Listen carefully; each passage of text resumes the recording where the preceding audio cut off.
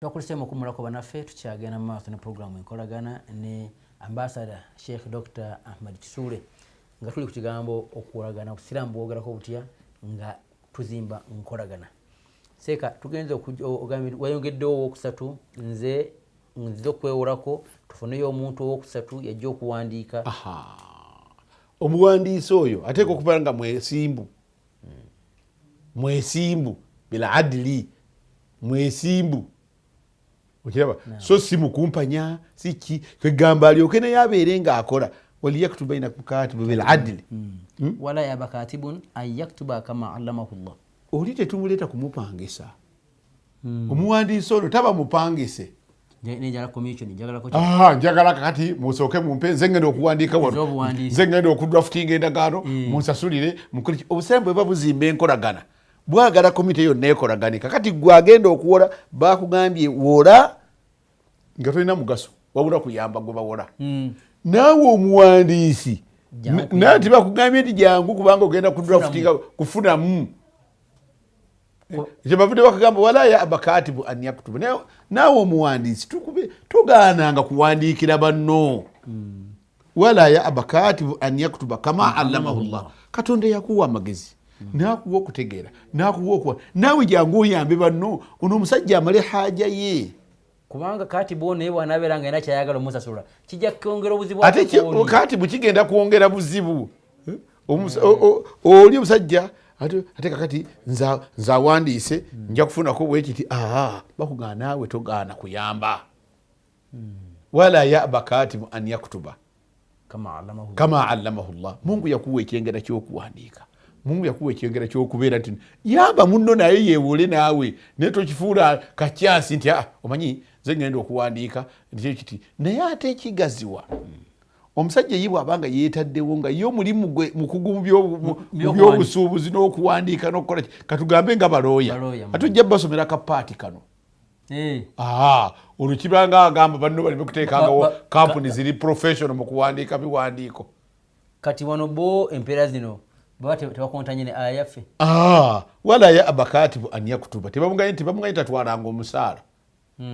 bamugambye ak'obuntu tugaananga okuwandiikira banno baira mwako obuntu tutegeeramu nti kakati n'ak'obuntu wala abakatibu an yaktuba taleega ssente bw'abanga kyetaagisiza gwe ate ofiisi yagiyimirizaawo atya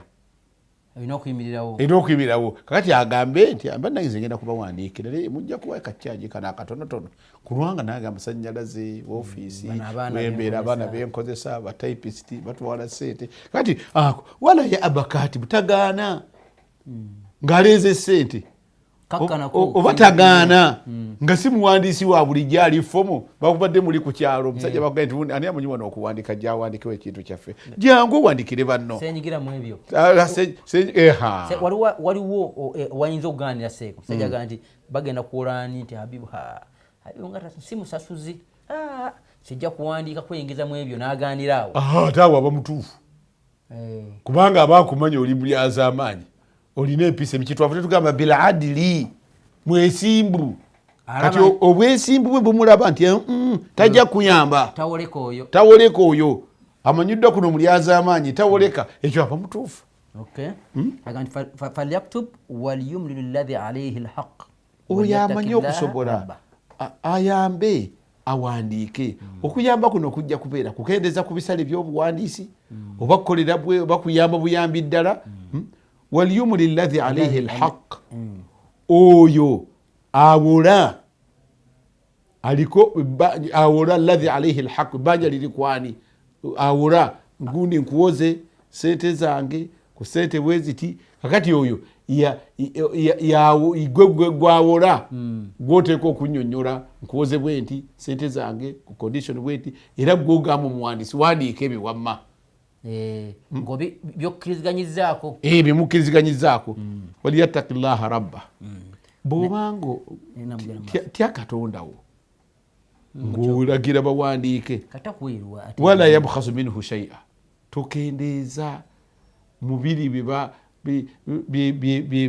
byemukkiriziganyizzaako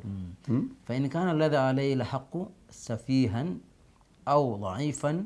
au la yastati'u an yumilla ayumilla ekintu kino kitegeera makulu agalala nja kugetegereza kirabikanga n'oligo gwe bawola nawe osobola okubeera nga gwe weewola gwolagira omuwandiisi omawandiika nze neewoze ku gundi sente bwe ziti era tobuzaabuza mu obwo obutundutundu ng'oyogera nzikomyawo nga nakoze omwezi 2 omwezi bwegutgwe n'obyongezaamu n'obuzaabuza fa in kana alladhi alayhi alhaqu safiha singa omuntu oyo ayeewola oba gwe bawola safiha mutategeera mwana muto au dhaifu oba mwononefu safiha talina magezi kutegeera kwe kumpimpi au dhaifu mwana muto au la yastati'u ayumilla oba tasobola kudictatinga timundi bwandika bwoti era ng'omanya abantu bangi oluusi tebasobola falyumlila waliyuhu funayo guardian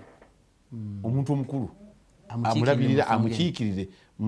waliyuhu biladili naye noono akiikirira oli ateekwa okubeera nga mwenkamunkamu mwesimbu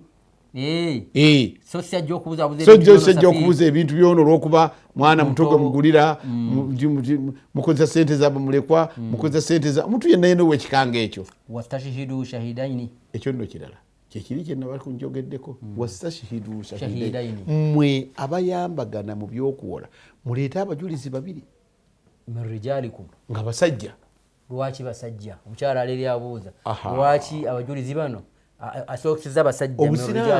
min rijalikum fastashihidu shahidaini min rijalikum obusiraamu bwabala omukyala ebintu mu byokusika ne byenfuna nga yenkanankanamu abasajja 2 omusajja omu yenkanankanamu abakyala 2 tekukkakanya mukyala si kumukkakanya nekyayemuwa abakyala mungu yagaa nti arrijalu kawamuna ala nisa kawama eyeeruwa kawama bebayimirizaawo abakyala mu ngeri gyonna era omukyala okubeera awo nga talina musajja aba mukendeevu mu bbanga eddala kati obukendeevu obuva kuki yetaako omusajja ono era alabika bubi nnyo ate okusinga omusajja ayinza okubeera nga talina mukyala naye tabulikika bubi nnyo ekyo kiva kuki nekya katonda bwe yakola arrijalu kawamuna ala nisa abasajja beeyimirizaawo abakyala era ojja nokwebuuza noga nti musajja nga mukutalina nakampa bakuwadde bakusasula ki yani wabanga alina wayagalira omusajja amuwe niba balinawo kubanga omusajja yajjuza omukyala ojjaraba buli mukodo nnyo talina nakagaba gomugabira ki byonna bimutambula byammwe gwe lwaki oyagala bakuwe kakati olwokuba muli omusajja alinamu kali ak'obusajja katonda bwe yamuwa nabona egyo tugamba nti ate nera ne mu byenkayana abakyala ebisinga bansonyi bakakkamu babuntu bulamu nokkayana kuyinza okubakwatira omusajja ajja n'aleekanirawo ati mukyala ng'aleekanye ng'atalina adabu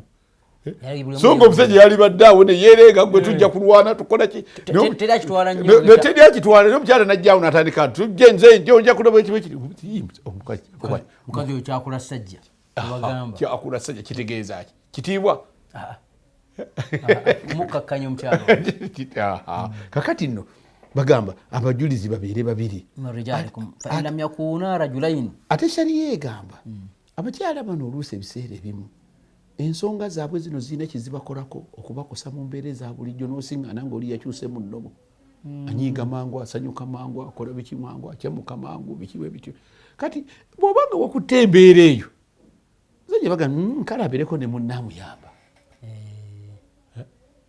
sirina kizikola mu bulamu n'okukyusa entambula y'ebintu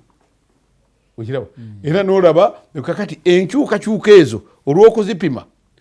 mulimu gwe kijja okuleeta mbeera ndala mulimu gwe kijja okuleeta embeera ndala kati obako tetumanyi bwe tunaagikwatira katuleetewo munne tumugatte